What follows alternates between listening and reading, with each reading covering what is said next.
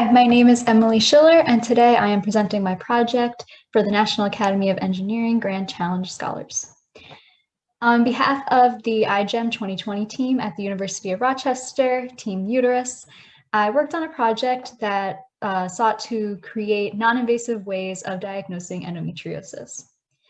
Endometriosis is a prevalent disease affecting approximately 10% of women worldwide, and it's characterized by the growth of endometrial-like tissue outside of the uterine cavity. The symptoms are pretty severe for this disease. They commonly include incapacitating pelvic pain, abnormal uterine bleeding, and infertility in almost half of patients. Currently, the only way to diagnose this disease is with a minimally invasive technique called a laparoscopy, where an incision is made in the abdominal cavity in order to look for the presence of tissue outside of the uterus. However, there are many drawbacks to this, being a costly procedure, and also the fact that it's possible, depending on the severity and the location of the tissue, to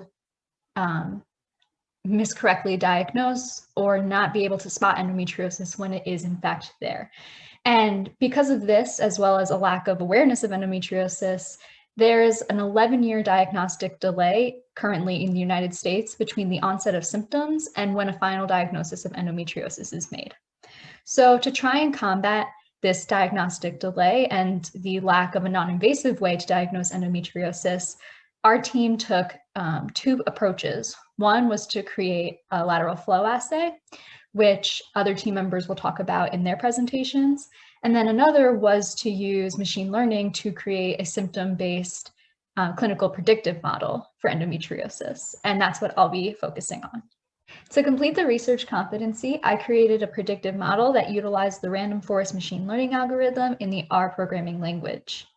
The data that I utilized to build and validate this model was obtained from Dr. Flores at the Ponce's Health Research Institute in Puerto Rico, and this data set contained information about patient demographics, lifestyle, clinical history, and symptoms from 1,182 women with surgically confirmed endometriosis, as well as 378 surgically confirmed controls.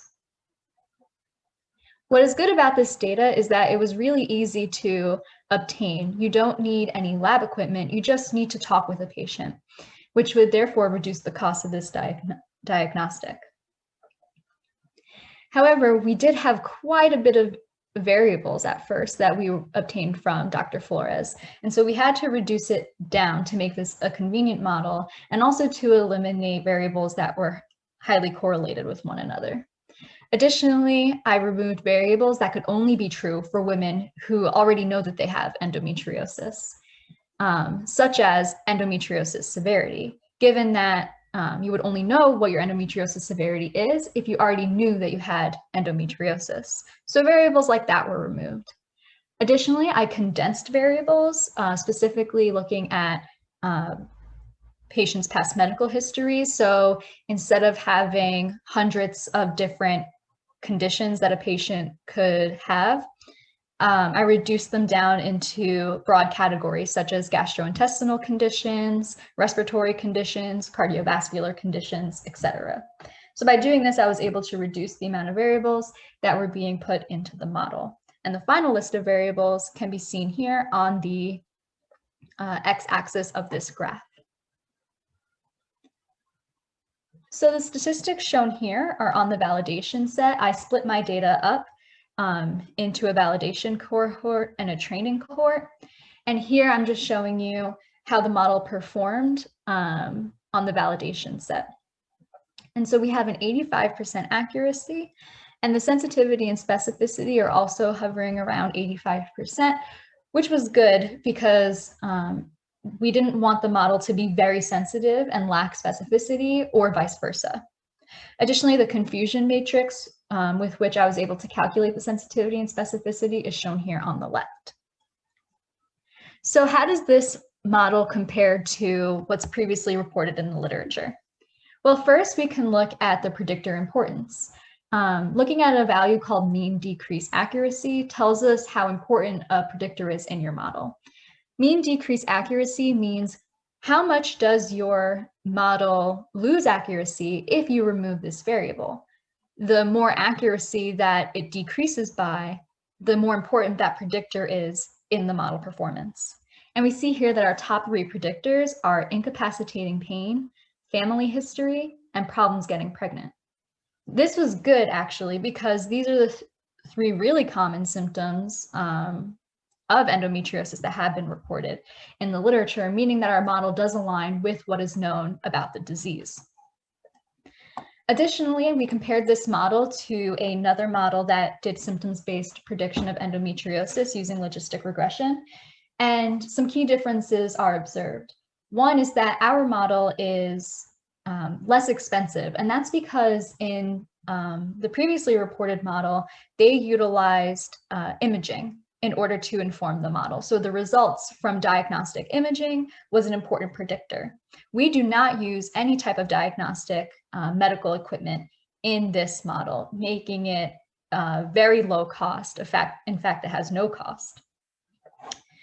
Additionally, the other model could only predict with 85% accuracy when they only included women with moderate to severe endometriosis. However, in our study, we include all women with all severity of endometriosis. So this includes minimal, mild endometriosis, as well as moderate to severe endometriosis.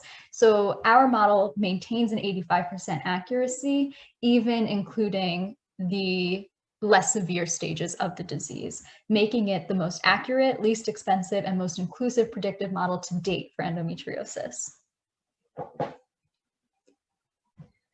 For the interdisciplinary competency, I worked with iGEM team member James Tang to integrate our predictive model into a software that is easily accessible by physicians and the general public. We utilized R Shiny in order to do this, since the predictive model was developed in the R programming language. Our goal with this endometriosis risk calculator was for it to be intuitive, easy to understand, and also educational to the women and physicians who are filling it out. So all medical terminology is defined. We also included instructions for postmenopausal women who might be confused about how to fill out the variables since they're no longer menstruating, and a lot of the variables include information about a woman's menstrual cycle. Additionally, we added a no answer option since some women may not be able to answer some of the questions, or they might be unclear with what their answer is. We also surveyed 25 women and incorporated their feedback about what would make the software easier to use and easier to understand. For the global competency, I spoke with physicians and with endometriosis advocates from around the world just to get a better understanding of the state of research into the disease and diagnostics are globally. And through doing this, I actually found out that the lack of awareness of endometriosis, the diagnostic delay, and the lack of non-invasive diagnostics is truly a global issue that most countries are facing. So then we decided to talk about things like how would you implement our clinical predictive model in lower resource communities that might not have access to physicians who have specialized knowledge in endometriosis. For the entrepreneurship competency, I am currently talking with Dr. Flores as well as colleagues of hers to try and implement our predictive model into a menstrual health app. This is important because currently the data that was used to create the predictive model and that we obtained these results from was built on solely women from Puerto Rico. And so it's possible that our 85% accuracy was achieved because we didn't have a diverse sample set.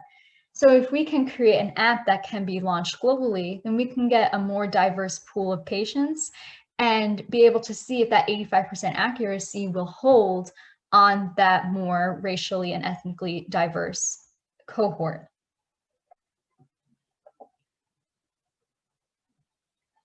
And finally, for the service competency, I worked with the Upward Bound program in the Rochester City School District, as well as with Dr. Hammond and 4 other iGEM team members to create online modules that explained some topics of synthetic biology, genetics, and biology in general. I also created virtual live workshops for an elementary school in the Rochester City School District, as well as Camp Sunshine in Maryland. And these workshops were focused on creating crafts that got students passionate about biology and asking questions about biology.